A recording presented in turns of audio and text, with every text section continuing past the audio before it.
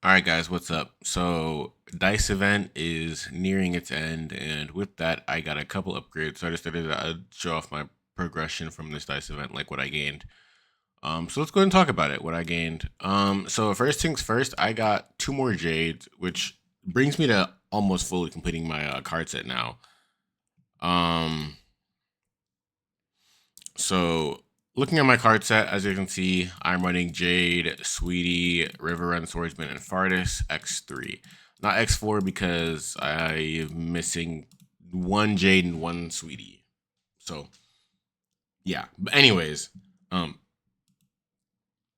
this is gonna be my card set until around level 110, I believe. I believe 110 when rank 6 comes out. Now I'm gonna explain why it's gonna be my card set. So Fardis is actually a much better card than Stefan in main. Reason being is because I wonder if anyone has a max Stefan. So let's go ahead and try to find a max Stefan armor card. Stefan. All right. So Stefan is 3% damage X, 4% damage X, and 4% deal damage from lines one from line baseline to 12. It is 4% damage X and 4% debuff damage, which, don't get me wrong, is pretty solid. Whereas Fardis, on the other hand, is 5% debuff damage. So it's basically you're comparing 1% more debuff damage to 4% damage X, and in my opinion, I think the 1% debuff damage is actually slightly better than 4% damage X, or it's relatively similar, regardless. But when you put Fardis in an assist, you get 3% debuff damage versus the Stefan, you get 2% debuff damage and 1% attack. So based off the 15 lines, so you're losing out on 1% debuff damage if you put it in main, I think. And then, or don't quote me on that, whatever. Anyways, what I'm trying to say is the 15 line on Stefan is better than the 15 line on Fardis, and the Fardis is losing more debuff damage. So if you guys get what I'm saying, basically Fardis is a better card to have in main because the value of this card comes from it being in main, not assist. Whereas Stefan is like the best card to have in assist because its value is very high on the 15 line compared to other cards.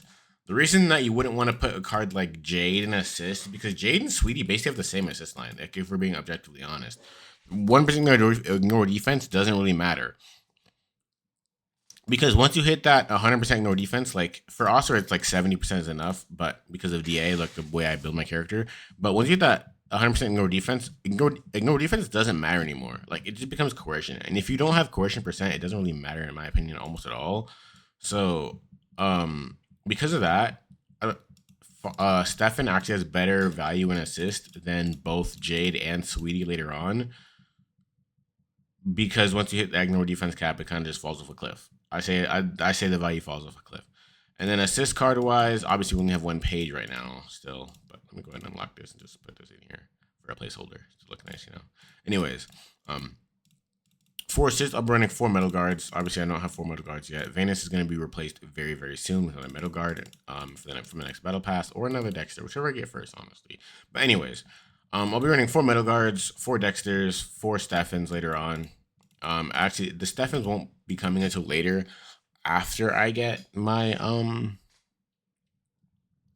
after I get all my other cards done. Like once I get my Sweetie and Jade, then I can start putting Stefan in assist. But until I get my last Sweetie and my last Jade, then Stefan can't go in assist yet. But why am I keeping River Run? Because 4% damage to the boss is just quite plainly broken. It's still broken. It's still good.